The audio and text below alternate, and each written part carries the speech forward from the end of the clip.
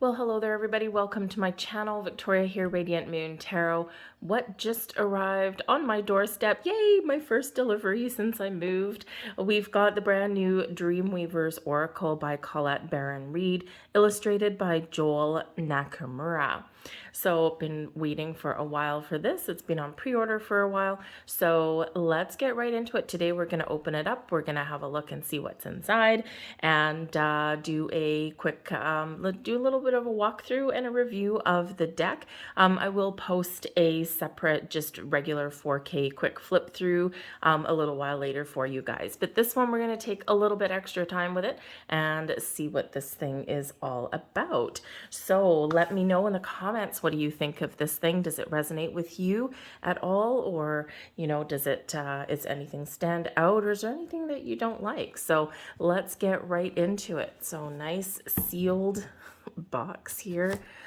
Get my trusty little scalpel. All right, so get rid of that. Say goodbye. Okay, so we've got a very nice hard box. Very excellent. Let's see the back. Discover the forgotten myths of the Dreamweavers, mystical beings who shape reality and act as helpers from the hidden realms. The archetypes and symbolism within each oracle card will help you step into your role as a powerful co-creator on your epic journey of evolution and self-discovery. You will remember that you are a powerful Dreamweaver too, weaving your own hopes and dreams, manifesting your desires into the fabric of reality. So, side of that, let's open her up and let's see what we've got. Oh, I love it when they put things in the middle of the box or in the underside. You are the magic you're looking for. It's a nice little message for any day of the week. All right, so let's have a look. We've got a guidebook, nice and thick. Have a look at that. Okay, very nice. And let's see what's in here. So we've got Hay House, by the way, in case any of you are looking to get it. Wait till it goes on sale, okay, if it's still available, and help your budget out a little bit. We can all use things that are on sale.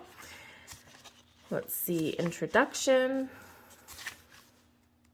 how to work with the Oracle, how to ask the right questions. You know, one of the things that is the most important, especially if you're just starting out reading tarot or oracle cards, whatever it happens to be. Number one, intention is absolutely everything. And asking the correct question is also everything, right? If you ask a question, you're going to get the answer to that question. So make sure you set your intention and ask your question, and you will get the answer that you're looking for. So 2 card reading, 3 card reading. It's the only spreads that are in here by the looks of it. So sometimes with oracle cards, all you really need is a 2 or 3 card spread. But of course, free form it, make your own. Okay, so the cards and their meanings. So it looks like we've got an essential meaning, and then we've got 2 pages, it looks like, for each of them. So that's pretty good. Just a black and white booklet here. And there we go. Okay, so we're done with that. And put that to the side, and let's get into the good stuff here. All right, and we've got another saying on the inside here. You are more than you know, meant for a magical, meaningful life. Very good. Very good reminder for any single day. So here is the deck. 44 cards, by the way. Let's get rid of this thing. Say goodbye. I'll put that over there. All right. Back of the cards. Wow. That's pretty. I like that. That is very, very pretty. I'm not sure. I don't think actually, where'd the book go? I don't think there's reversals in this deck. So let's just have a look at a quick meaning. No, okay. So there's no reversals in this deck. So I was just going to say that, you know, there's a red head of the dragon there and a blue one down here. So if you are working with reversals, then you can tell before you even flip over a card if it's reversed or not. But this particular deck does not, at least in the book anyway, have reversals. But even if a deck doesn't have reversals in it in the way it's made, you can always set your intention if you want to work with reversals. And reversals are a good way to recognize a disruption in energy, or to, you know, recognize the shadow side of a particular message. So feel free. All right, so let's get right into the cards. So I think what I'm going to do is I'm going to just zoom in here a little bit so that you guys can see these a little bit better, and that way I don't have to hold them up. When the storm spirits play, card number 1, got the red and the blue, so I don't know if that's the same dragons that are on the front of the deck, but anyways, a nice little playful card. Let the fire dragon sleep. Card number 2, can you see that? There we go. Put that there. I'll move it over just a little bit. There you go. Now you can see it all. All right, pretty.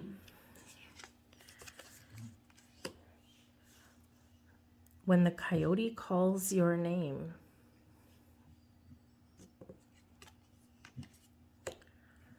If the river flows this way. All right, interesting. It's a very, kind of very, how should we say, mystical, coupled with like a little bit of fantasy in here. So it's actually kind of cool. Probably meant to spark some imagination in you. Okay, let your dreams be woven true. When you feel the magic, sing. Beautiful whale song in there. If you hear a Sasquatch sigh, wind in the forest maybe. Could be a dragonfly. I love dragonflies. When a witch must drink their brew. I think probably once we finished having a look at each one of these cards, we'll grab a card at random. We'll give it a shuffle, see how it shuffles. Grab a card at random and read out the message from the book. All the diamonds in the sky. Lucy in the sky with diamonds. If a fox can find his tail. It's an interesting card. Looks like the fox's tail is like stuck in, I don't know what that is, flying saucer or something. Anyway. If the wild ones come with sticks. Ooh, that one's kind of, that looks like, you know what that kind of looks like? Remember that creature from, is it the original Men in Black? It's not of course an exact replica, but it's kind of what that kind of looks like a little bit. But anyways, all the willows know your name. Trees. Connect with the trees. All the magic everywhere. In the middle of the bridge. It's kind of a yin and yang vibe. A couple of, I don't know what those are. Looks like fish. Might be fish on there. We've got eyes in there. A lot of eyes actually in this deck, I think. So very interesting. Underneath the lizard's skin. Even wisdom needs to rest. Those look like, what are those? What kind of whales are those? Sperm whales? Humpback whales. No, they're not humpback whales. The book may actually tell us. Where the sunbeams, what the sunbeams have to show. It's got actually almost a little bit of a kind of an alien vibe to this thing. So very interesting. Only weavers know the time. What the winter spirits know. Card 21, all the shoes fell from the sky. Interesting. That shoe there is actually turning into like a skunk. Interesting. Surfing rainbows on the moon. A lot of eyes, all-seeing eyes in there. A little bit of imagination maybe. Interesting. Painting joy across the sky. Weavers share their magic tea. Things cascading down to you, perhaps. Time to feed the hungry heart.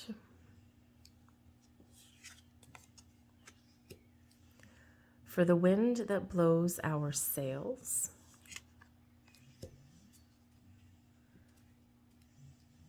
when the grit becomes the pearl. Interesting. I like that one.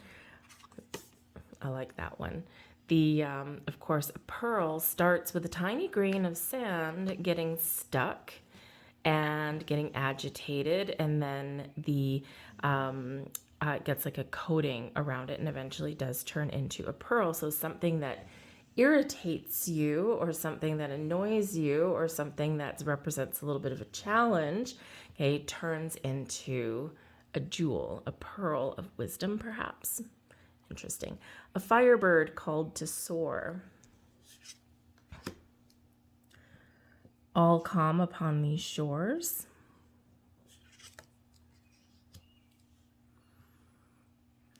Beyond your fears, the weavers dance. Kind of like, so, you know, I do have to say, like, this is not necessarily the kind of art that I usually do get drawn to. And I didn't get this deck just because it's Colette Baron-Reid. I'm drawn to the imagery, or I'm drawn to the messages, or, you know, the type of deck that it happens to be. But this just has like, I guess it's meant to have like kind of a dreamy quality, like things are a little bit weird, maybe not supposed to make 100% sense, and you're supposed to see beyond the symbology of it, but it's just got this kind of like free form energy to it. Like even the way the words are on the cards, right? Normally, no matter how weird the deck is, you still just have the words in a straight line at the bottom of the card. And this one, they're kind of like a little bit floopy, a little bit all over the place. So it kind of does give life to the deck a little bit in that, is that it feels a little bit free form, like feels a little bit like, you know, there's messages behind the cards, but there's also like sparking something in you, right? So it's actually kind of very interesting the way that this is done. It's a little bit different than what Colette Baron-Reid usually puts out there, right? So it's a lot more whimsical, shall we say. So we've got When the Birds Sing Gratitude. Oh, did I miss that one? Beyond Your Fears, the Weavers Dance. And then this one, When the Birds Sing Gratitude. Geez, I can't even read. When It's Time to Say Goodbye. If the Dogs Come Circling Around. Interesting.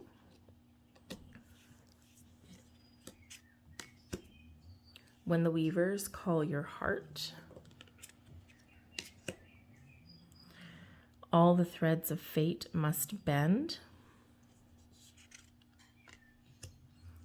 This is the signature card that's on the front of the book.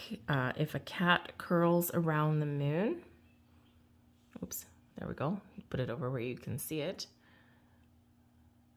And then, yeah, is that the one on the front of the... Yeah, it's the one on the front of the box as well. So maybe we'll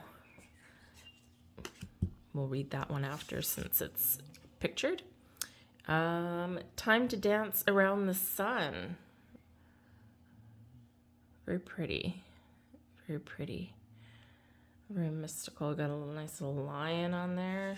So a little bit like the lion on the Wheel of Fortune card. Anyway, if the taste is sweet and good. Again, more eyes. Lots of eyes in this deck watching you. As the Weaver's Way is True. When the Weavers Built the Sun.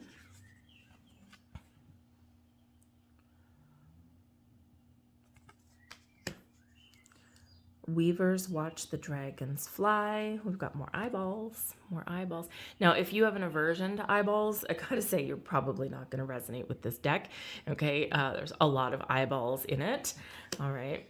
All-Seeing Eye, right? We've got that in the palms, a few cards, and it was one of the first cards down. We had the palms, the eyeballs in the palms, right? So, you know, the All-Seeing Eye somewhere in there, and of course, offering our eyeballs, right? Our sight, okay? Maybe something to do with sight, or that you don't need your eyeballs necessarily to see because your third eye. when you're neither here nor there, somewhere in between. That is pretty. I like that. That's got like some really pretty kind of rainbowy colors and they're very chakra kind of like. So when the ones you need fly close, partnerships perhaps, friendships, help maybe. And it looks like we are at card 44. Weavers know that all is good. So some of you are probably wondering about the cardstock. It is cardboard. Okay, a little bit of, it's mostly matte on here, so not too bad. This is one of the ones that will probably shuffle pretty good. It's fairly sturdy. It's not going to, really fall apart on you anytime soon. Some of the ones that come out that are cardboard have like no flexibility whatsoever, or the way they're cut is all the cards stick together. This one, it looks like, for the most part, it looks like the cards are probably not going to stick together. So let's just have a quick look here. I'm just going to zoom back out a little bit because that just looks a little bit weird. Whoop. There we go. Okay. So let's have a look. Beautiful. Beautiful. Now, if you are a riffle shuffler this way, I don't know if you're going to be able to do that. I don't typically shuffle my cards that way, but you can. You probably have to have long fingers. My fingers are relatively long, so I usually shuffle them just on the side very gently. I don't bend them. Of course, you can also shuffle them this way and this way for some of you there as well. That may also work. So we're just going to give it a quick little shuffle here, and let's pull out one card and see what it has to say.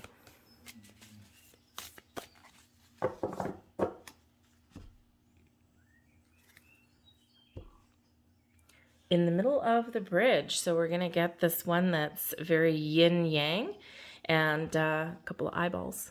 A couple little eyeballs there. So card number 15.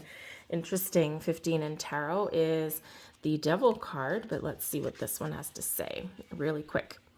Essential meanings: learning from different viewpoints and life experiences, compassionate listening, meeting in the middle. I'll let you look at the card while I read that. Sometimes you get stuck seeing the world in a particular way. Maybe you've been indoctrinated to see things from a specific vantage point due to your past experiences. After all, society conditions us in the same way, encouraging us to follow the trodden path of this is how we do things. Maybe you've been comfortable throughout your life without finding it necessary to be open to different perspectives. Things have worked well so far, so why change? You're being invited now to see things from other points of view. It is the appropriate time for you to engage in deep listening as you learn from other people and situations that are completely different from your own. This is a divine orchestration of a celebration of nuance and complexity that will expand your capacity for understanding, love, and compassion. Stay open to whatever you may discover, trusting it will change you for the better. This is also a brilliant moment for creative endeavors that will surely surprise you as you meet the divine halfway across the Great Divide. Allow these innovative ideas and new perspectives to expand your heart. This is a beautiful moment of exchanging gifts for the highest good. In the middle of the bridge, just know how truly blessed you are. Very nice message. And I said we were going to read the one that's featured on the front of the deck, didn't I? Let's see. Because usually there's a reason why they put the one at the beginning of the deck, or on the feature page kind of thing. So let's just see where it went. And that was a cat on the moon, right? Let's see. It's probably going to be no. Let's see where that went. Did I miss it? Oh, there it is. All right. So we've got our kitty cat there resting on the moon. He looks pretty comfortable. So card 36. If a cat curls around the moon. So let's have a look at card 36 and see what that has to say. And we have essential meaning, letting go of codependent relationships, the value of interdependence. If a cat curls around the moon, it's a sign to release yourself from your enmeshments and claim the freedom and independence to be your own person and with healthy boundaries. If you've gone along just to get along or engaged in people pleasing, you might be concerned about the consequences of saying no. What would happen if you set a boundary and chose what you really wanted? Don't give your power away to someone else's reactions. It's more important to choose what feels right and true for you. Celebrate your uniqueness too. Choosing to do things your way doesn't mean you're doing anything to promote endings or drama. It's a healthy separation to have your own views, your own perspectives, and still be engaged.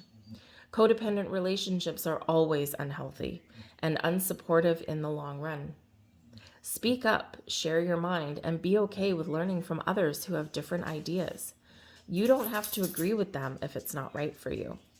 As people, we need each other. We aren't built to live on our own, and now you are being wholly supported as a unique being, able to love and be loved and be yourself, allowing healthy interdependence to replace the sticky quality of draining relationships. No matter what your inquiry, when a cat curls round the moon, it's a sign to step back and assess what you really want, how you really feel, and how you want to feel. Only then can you step forward. You can't go wrong.